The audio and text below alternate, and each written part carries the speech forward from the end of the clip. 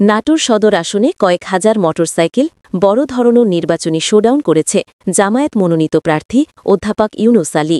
শনিবার সকালে উপজেলার দীঘা-কতিয়া পিএন উচ্চ বিদ্যালয় মাঠ থেকে সহস্রাধিক মোটরসাইকেল নিয়ে এই শোভাযাত্রা শুরু হয়।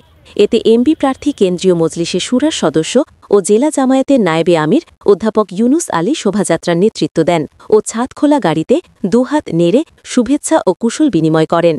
এই সময় উপস্থিত ছিলেন জেলা জামায়াতের সহকারী সেক্রেটারি ও প্রচার বিভাগের সেক্রেটারি আতিকুল ইসলাম রাসেল, শ্রমিক কল্যাণ ফেডারেশনের বিভাগীয় সহকারী পরিচালক ড জিয়াউল হক, শহর জামায়াতের আমির রাশিদুল ইসলাম ও সেক্রেটারি আলী আল মাসুদ মিলন সহ বিভিন্ন পর্যায়ে নেতৃবৃন্দ।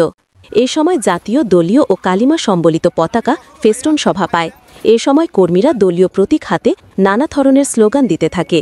দীঘাপতিয়া পিএন উচ্চ বিদ্যালয় থেকে শুরু হওয়া শোভাযাত্রাটি বড় হরিশপুর বাইপাসে পৌঁছালেও তখনও উত্তরা গণভবনের সামনে বাইক দেখা যায়।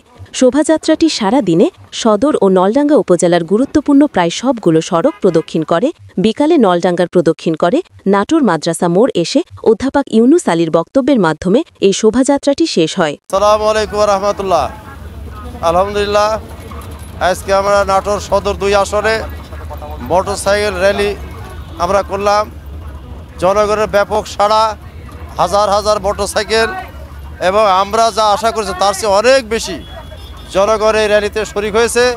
দীর্ঘ কয়েক মাইল ব্যাপী এই র্যালি লম্বা হয়েছে।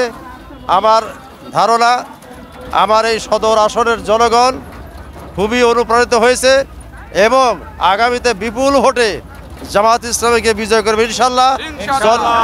জনগণের ব্যাপক জোয়ার সর্বস্তরে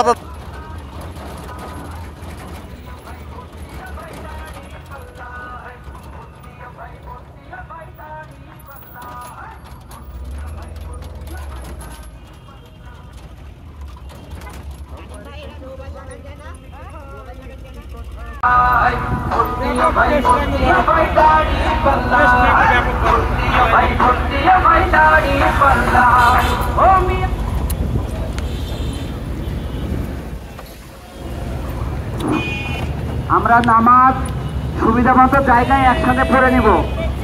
নামাজ পড়ার জন্য আমাদের সুবিধা মতো জায়গায় আমরা নামাজ পড়ে নিব। টেনশনের কোনো কারণ নাই। এই ফরিদ তো আগাম দাও।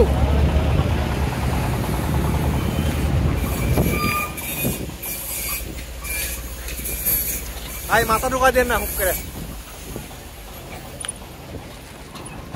আরে ভাই ভিডিও নিন। কাপুরিয়া কলেজ মাঠে নামাজ হবে। কাপুরিয়া কলেজ মাঠে গিয়ে নামাজ হবে। খাবো কোথায়? খাবো